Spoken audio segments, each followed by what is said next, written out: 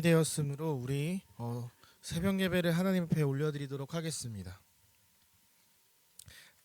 전능하사 천지를 만드신 하나님 아버지를 내가 믿사오며 그 외아들 우리 주 예수 그리스도를 내가 믿사오니 이는 성령으로 잉태하사 동정녀 마리아에게 나시고 본디오 빌라도에게 고난을 받으사 십자가에 못 박혀 죽으시고 장사한 지 사흘 만에 죽은 자 가운데서 다시 살아나시며 하늘에 오르사 전능하신 하나님 우편에 앉아 계시다가 저리로서 산자와 죽은 자를 심판하러 오시리라. 성령을 믿사오며 거룩한 공회와 성도가 서로 교통하는 것과 죄를 사하여 주시는 것과 몸이 다시 사는 것과 영원히 사는 것을 믿사옵나이다. 아멘. 우리 시간에 함께 찬송가 286장 찬양하도록 하겠습니다. 찬송가 286장입니다.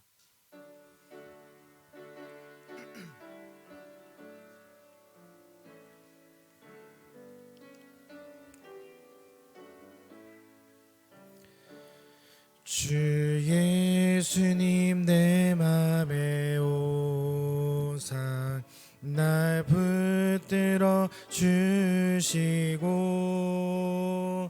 내 마음에 새 힘을 주사 늘 기쁘게 하소서. 사랑의 주 사랑의 주 내 맘속에 찾아오사 내 모든 죄 사하시고 내 상한 맘 고치소서. 예수님 내 맘에 오사 내 소원 다하시고 내 무거운 짐 맡아 주사 참 평안을 주소서. 사랑의 주 사랑의 주 내 맘속에 찾아오사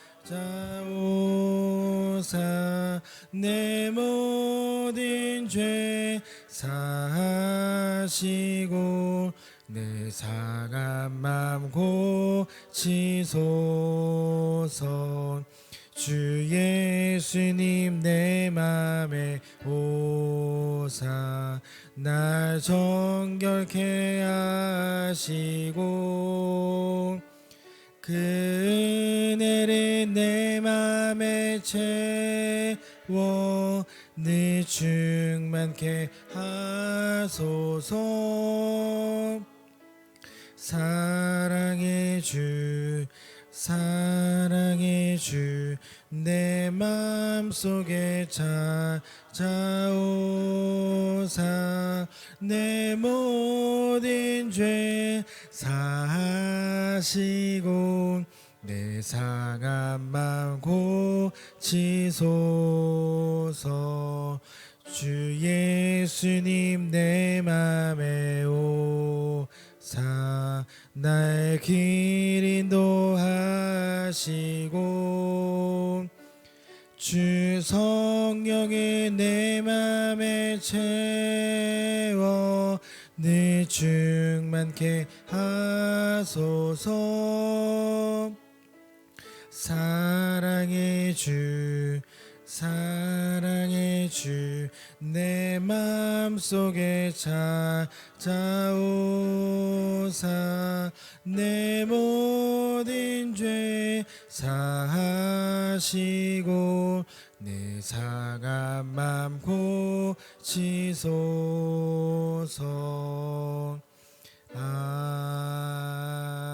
아멘. 아멘. 우리가 이 시간 함께 나눌 하나님의 말씀은 민수기 21장입니다. 민수기 21장 1절부터 20절까지의 말씀인데요. 우리 이 시간에는 1절부터 10절까지만 읽도록 하겠습니다. 구약성경 230면에 있는 민수기 21장 1절에서 10절까지 교독하시고 10절은 같이 읽도록 하겠습니다. 9절까지 같이 읽겠습니다. 네겝에 거주하는 가나안 사람 곧 아라세 왕이 이스라엘이 아다림 길로 온다 함을 듣고 이스라엘을 쳐서 그중 몇 사람을 사로잡은지라.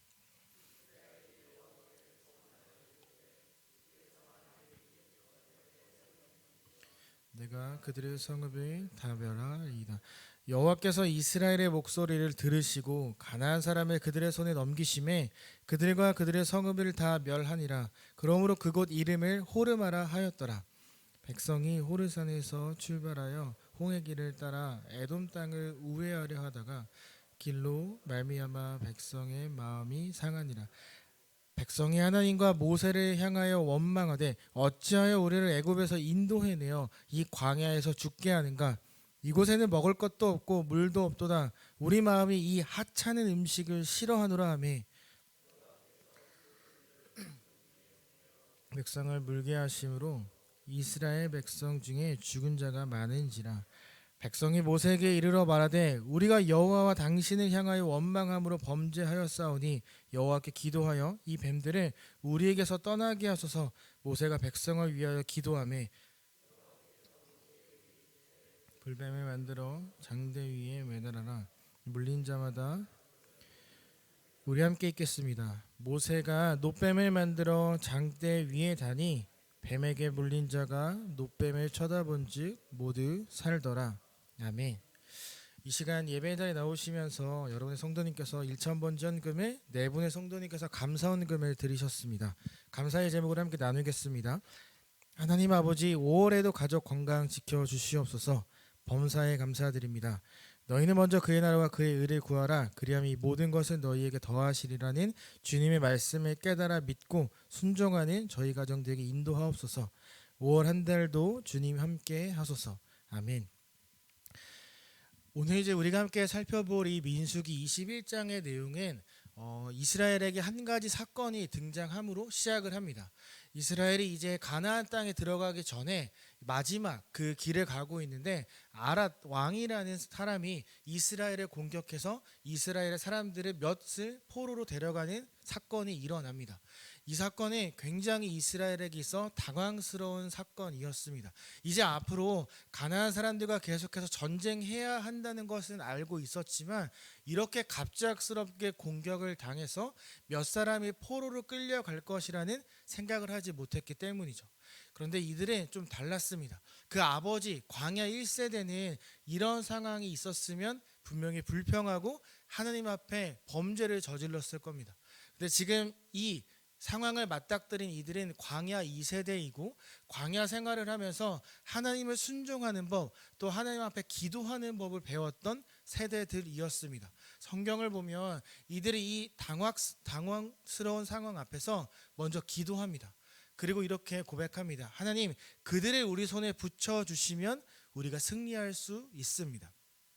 아버지 세대와는 완전히 다른 신앙의 고백을 통해 하나님 앞에 이 전쟁을 준비하고 있습니다. 그들은 이 2세대는 좀 달랐습니다. 먼저 기도함으로 전쟁을 준비합니다. 사실 그 아버지 세대는 끊임없이 불평했고 믿음과 순종의 삶을 보여주지 못했습니다. 그런데 이들은 완전히 다른 모습으로 기도하며 나아갑니다. 이스라엘을 공격했던 아랏 왕은 가나안 사람입니다. 우리가 잘 생각해 보면 40년 전 아버지 세대는 이 가나안 사람들을 두려워해서 전쟁하는 것을 스스로 포기했습니다. 하나님께서 그 땅을 너에게 주시겠다라고 말씀하셨는데 믿지 못하고 우리는 그들 앞에 메뚜기처럼 작다라고 고백하며 스스로 전쟁을 포기하고 광야를 떠돌아야 했던 사람들이었다는 거죠. 그런데 지금 이들은 맞서 싸우려고 합니다. 하나님께서 나의 손에 붙여주시면 반드시 승리한다 라는 마음과 고백을 통해 전쟁을 시작합니다. 어떻게 되었을까요? 승리하는데 완전히 박살내 버립니다. 여기 성경에 보면 호르마라는 표현이 있는데 이것은 파괴, 완전히 멸해버리다 라는 의미를 갖고 있습니다. 우리가 여기서 주목해야 되는 부분이 있습니다. 이 민수기는 이스라엘의 광야 40년에 대한 기록을 써놓은 책입니다. 이 책을 보면 이스라엘이 얼마나 하나님 앞에 불평과 불만을 쏟아냈는지 매일의 삶 가운데 하나님 앞에 반역하며 살아갔던 그들의 기록들이 세세하게 작성되어 있는 반면 오늘 이 전투 승리한 이 내용은 굉장히 간략하게 소개되고 있다는 것입니다.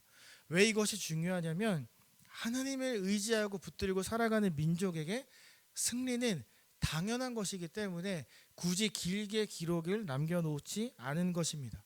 하나님을 의지하면 순종하고자 하면 그분이 주시는 은혜를 정말로 믿기만 하면 무조건적인 승리가 있다는 걸 우리에게 말해주고 있는 거죠.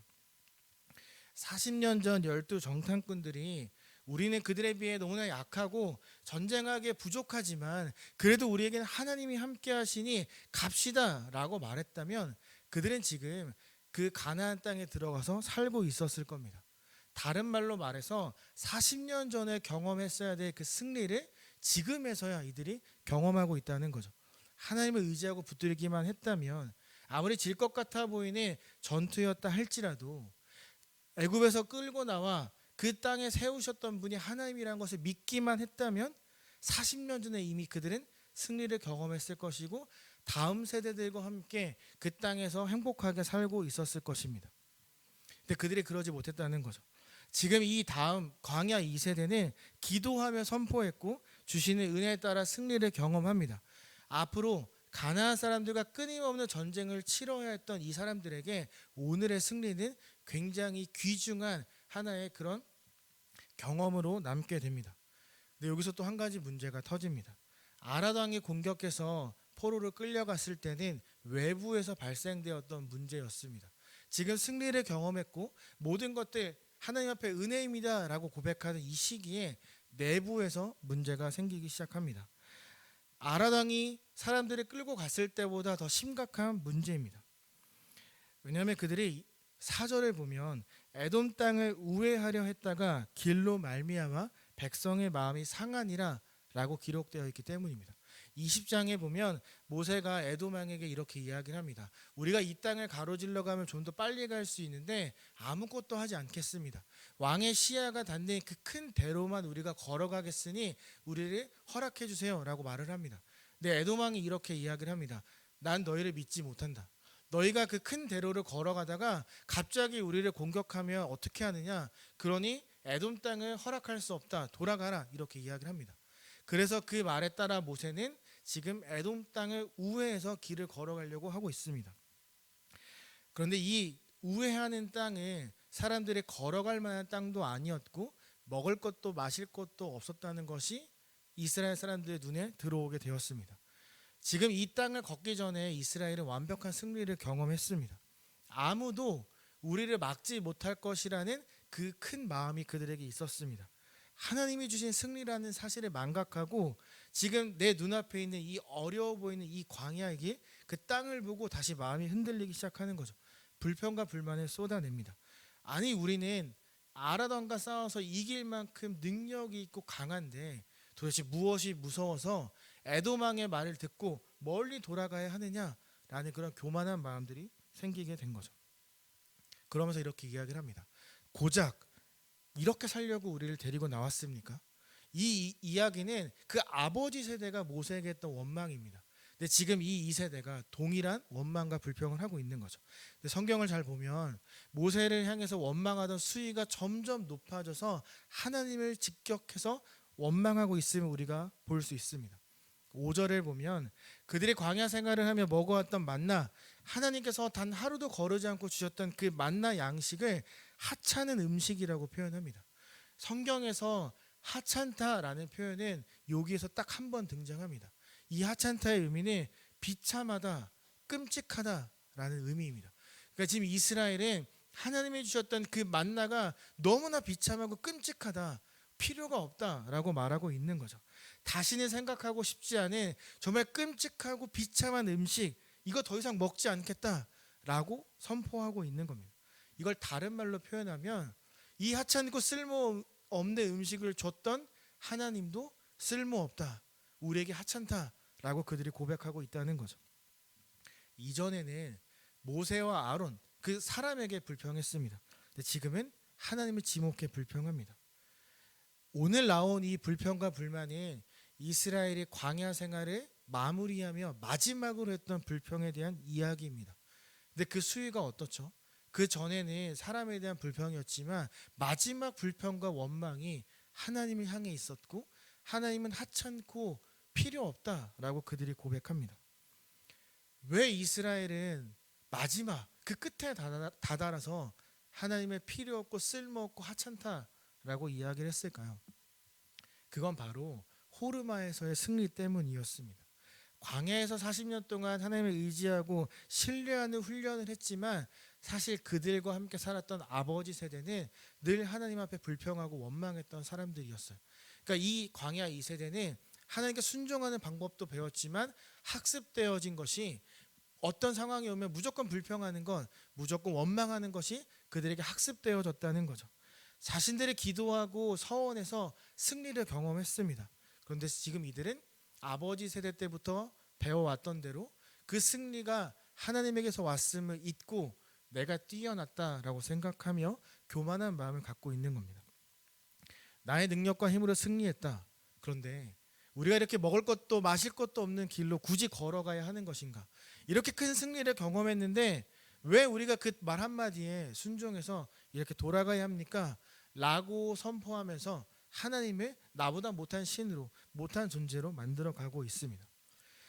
넘지 말아야 될 선을 넘자 하나님이 심판을 하시는데 불뱀을 보내십니다.